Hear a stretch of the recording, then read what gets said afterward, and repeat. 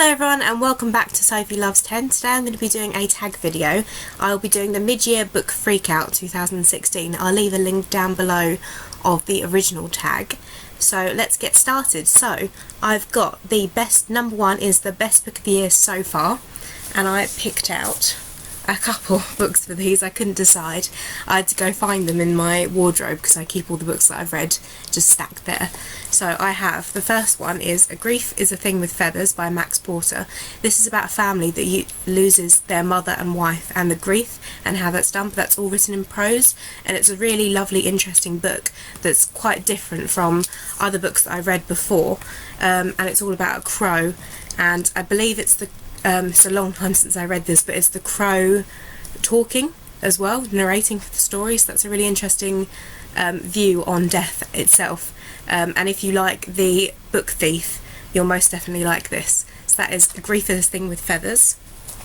This book is You by Caroline Kepnes. This is also a very different read for me. This is a thriller about a boy called Joe who watches a girl and falls in love with her, but it's all written in third person, so it's you do this. Enjoy this book. I really enjoyed it a lot. The second one, Hidden Bodies, I thought wasn't as good as the first one, and I've heard if you listen to this on audiobook it's even better because you're listening to it and it's almost like someone's talking to you the whole time, but this was really interesting, and it was a really clever, interesting read.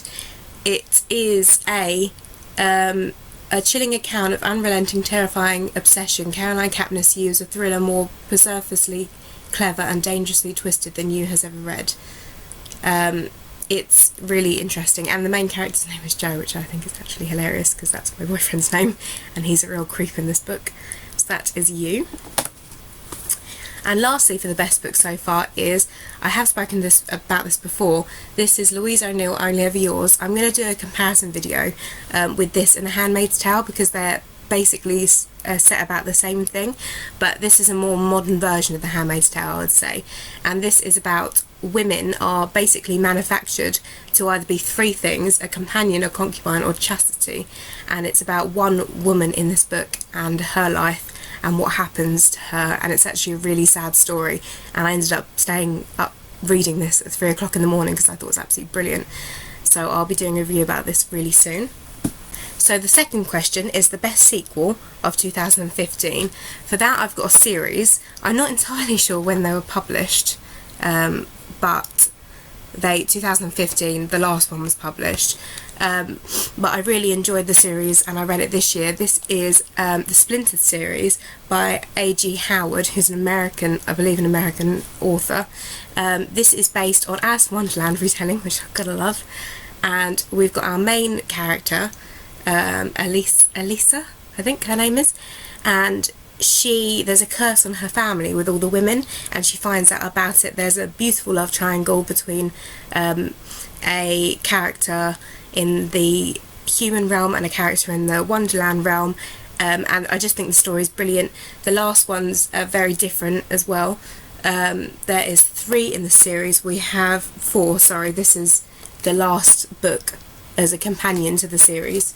So we have Splintered, Unhinged and Ensnared. I read these a long time ago, but they still stay in my mind and I absolutely love it, and the artwork on the front cover is really cool as well. For the next 2 questions I haven't got anything with me because it's, the third question is the new release that you haven't read yet but want to, and that is Eat, Sweat, Play, How Sport Can Change Your Life by Anna Kessel.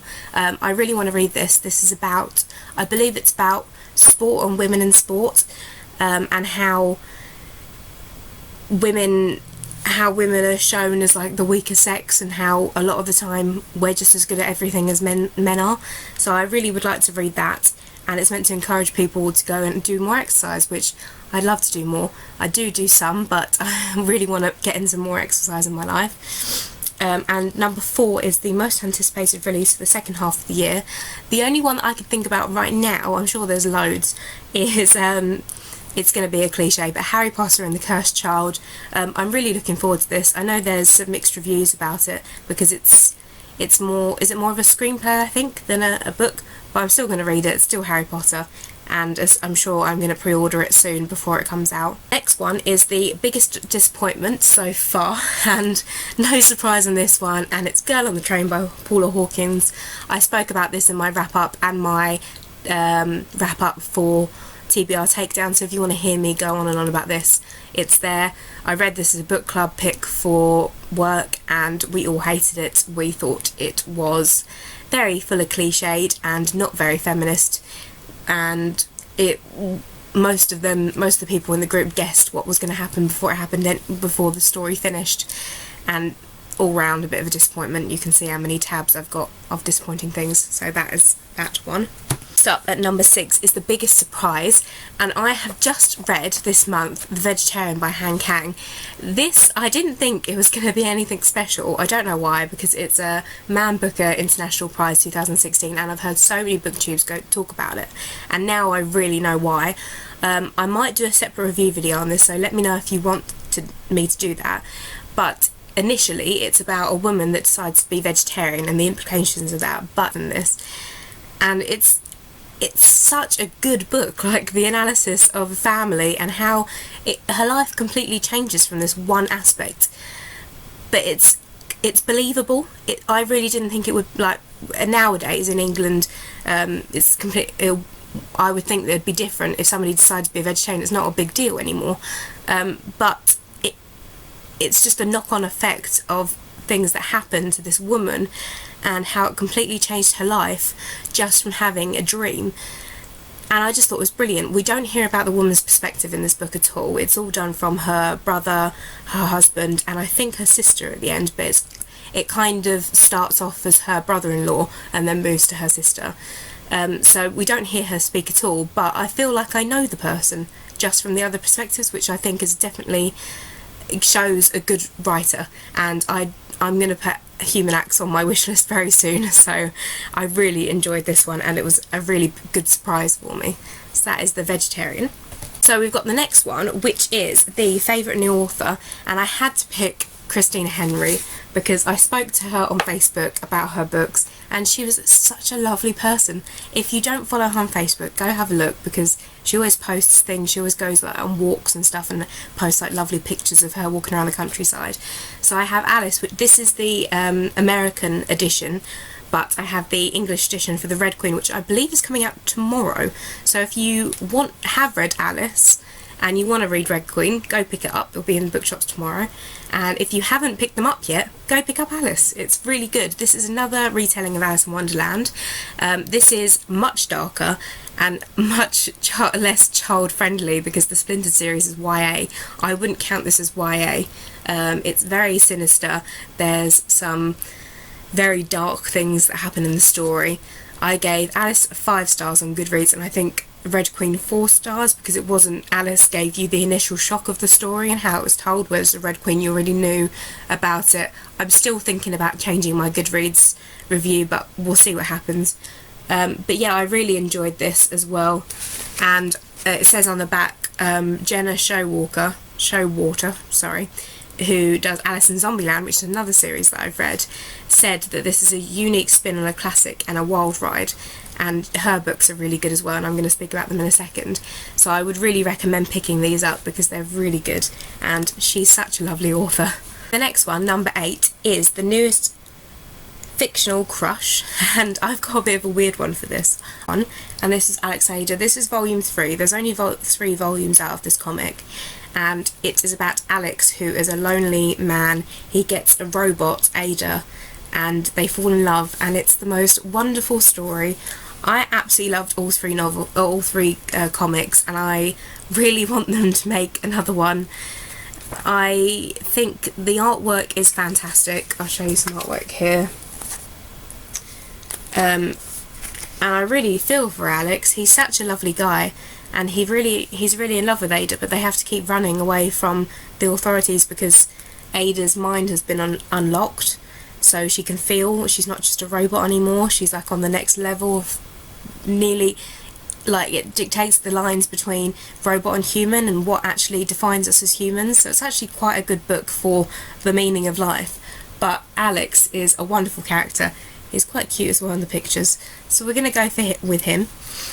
And the next one that I thought I'd mention as well is Jenna Showwater's books. I've got 3 of them here. There's actually 4. The first one being Alice in Zombieland, then we've got Alice Through the Zombie Glass, then we've got The Queen of Zombie Hearts, and A Mad Zombie Party, which is the last one. There's quite a few of them here. These books have all the characters tend to be very, very strong in these books, and they're really easy to read. I really like Alice Bell, who's the main character. Her boyfriend is called Cole, and he is one of those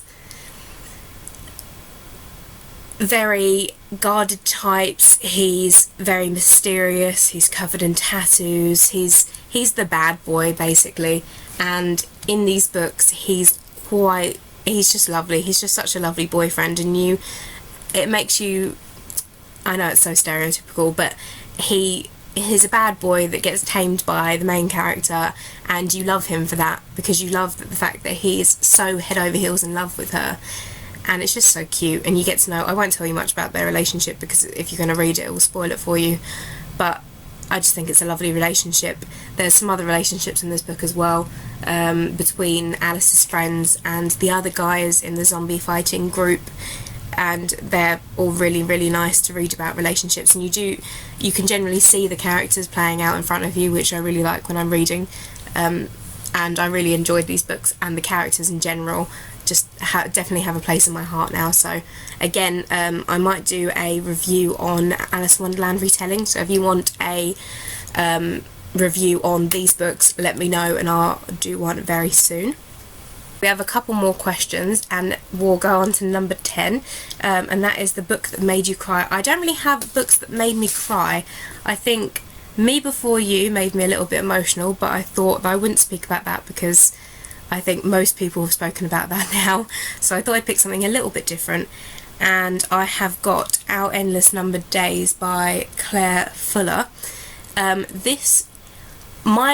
gave it to my mum because I really, really enjoyed it, and she read it and she really didn't like it, so I think it's got mixed reviews. This is the review copy, so it does look very different from this. This advanced proof copy, it says on the back, so it is the cover's actually really beautiful, the one that they've actually brought out, and it is out now. This is about a girl who lives with her dad, and there's 2 different stories going on, one with her mum and one with her dad, and her dad takes her into the forest to live there away from her mum. So it says, Peggy is 8 years old when her father takes her to live in a cabin in a remote European forest. There he tells her that her mother and the rest of the world are gone. Now the 2 of them must scratch a living from the earth, trapping squirrels, foraging for berries, surviving winters as best as they can. But how easy is it to lose your way in the forest, to lose yourself? How long will Peggy trust her father's story? How can you stay sane when the world is lost? And what happens when you stop believing in everything? So I really enjoyed this book. It did make me cry, but I did get upset in some parts, especially the ending made me feel very, very uncomfortable and very upset. So if you want to read this, it is good. I would recommend reading it. There are parts that make you feel a bit uncomfortable, but I would recommend reading it anyway because I think it's a good emotional journey for people to go on and very interesting, and I haven't actually read anything like this at all. Realised that I missed out one. That's good, isn't it? And that's number 9, which is the newest fave character, so I'll just quickly speak about that now. This is the second one, but it's the Rosie Project and the Rosie Effect, and the main character, who is called Don in this, and Rosie, I love them both dearly. Don is if you watch The Big Bang Theory, Don is basically Sheldon, I imagine him to be when I'm reading this, and they have such a lovely relationship. The first book is about Don, who is looking for a girlfriend, and he does he's part of his research, he's trying to find someone to be with, and so that's the Rosie Project, and the Rosie Effect is what happens after the Rosie Project, and they end up together. That's not really a spoiler because you can tell in the title of the second one, but I do recommend this. This is a lovely book to read, really heartfelt and very interesting, looks into relationships quite a lot, and yeah, there's not much to say. If you've read The Rosie Project and you haven't read The Rosie Effect, I would recommend reading it.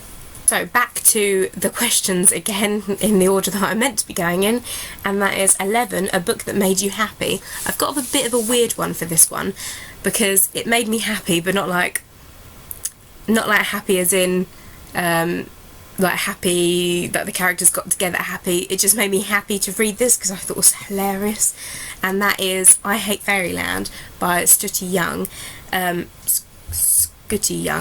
And this is so funny. I've already spoken about this in my wrap-up. Somebody just come home.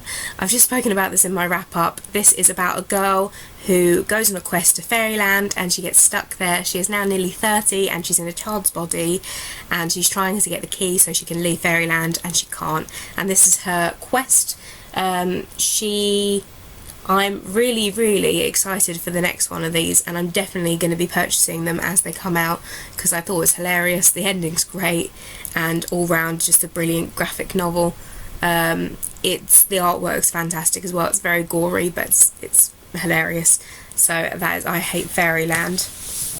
Number 12, which is the most beautiful book you've bought so far / received. I didn't know what to do for this one, so I picked up one that I thought was beautiful in artwork, and that is The Fox and the Star by Collie Bickford Smith, and this is just a beautiful book. I'll show you some of the inside. So there. This is about a fox and who always looks at his friend the star, and one night the star's not there, and this is just about loss and how to deal with loss, and it's for children but adults can read it as well. It's just absolutely stunning, this book. It won the Waterstones Children's Book of the Year, I believe, for 2015, I'm going to say. And I'll show you some more artwork. This is honestly just a beautiful book. I'd get it and look at it just for the pictures. I'll show you one more. There you go. So that is Fox and the Star. It's just beautiful, and it's a lovely hardcover. Read it, love it, it's great. Number 13, what books you need to read by the end of this year, and I've got two. One of them is a little embarrassing. I bought it ages ago and I haven't read it yet, and this is Life and Death by Stephanie Meyer. This is a retelling of Twilight. Twilight's on the other side. It's not actually that chunky, it's just half Twilight and half Life and Death. This is a retelling of Twilight as the genders are reversed, so I can't even remember their names. Edward is Edwina, I think, and Bella is something else. Bella is Beerfoot Swan. Beerfort Swan? Didn't even know that was the name. And I haven't read it, probably going to read it at some point, but I feel like I should read it this year because I bought it when it came out, and that was quite a long time ago, and I still haven't got to it, but I'm not really that interested anymore. I will read it, it just hasn't happened yet. The next one's a little bit more that I should read. I've read the other two in the series, but I'm struggling. I love the films, and I love The Hobbit, but the Lord of the Rings series getting me down. This is The Return of the King. This is the third book in the Lord of Rings trilogy. I've read the other two. I studied Tolkien as part of my degree, and the fact that he cares more about the language than the actual plot devices, like the characters, and I find that as a literature student who cares a lot about the plot and the characters, the fact that the main focus is on the language makes me not care so much, basically. If you are a language fan, read them, because this will be awesome for you, but I feel like he uses a lot of the time the plot in the books just to use the language that he wants to use, and I'm getting a little bit lost, to be honest. As I said, the films were great, and I can stay with the films there. Yeah, I can watch them again and again. I really enjoyed them, but the books I'm not getting along so much. It's a little bit chunky. The writing is quite small as well, which doesn't really help. But I will read this, and it's in my 2016 reading challenge to read this year, and I will get to it at some point. It's on my bookcase. It's going to happen. I just don't know when. 14 is the last question. Thank you for staying with me so long. And this is my fave book community member. Sorry, I can't read my handwriting. And I really didn't know what to pick for this at all. So I'm not going to ask this, I've decided. I'm going to tag and I'm going to say they're my favourite book community members, and I'm going to tag them as well, because I recently met them in in Foyles. We were walking around for the Independent Bookshop Week, and I stumbled into these lovely ladies. So I will link them all down below. Eleanor reads books, Swirly Girly reads, Robotnik, Flamingo reads, I can't read my handwriting, Flamingo reads, Kitty G, and Sunny Sweet Pea. I hope that's all of you that we met up. I think that's everyone. And I will link them down below if you want to check out their channels if you haven't already. You're all tagged in this, so feel free to do it. Anyone else that wants to do it as well, please feel free to do this tag video. If you do the tag video, leave a comment down below and saying you've done it, and I'll watch it. I'll more than happily watch it, because I'm really interested to see how people have answered these questions. And I will speak to you all soon. Have a lovely week.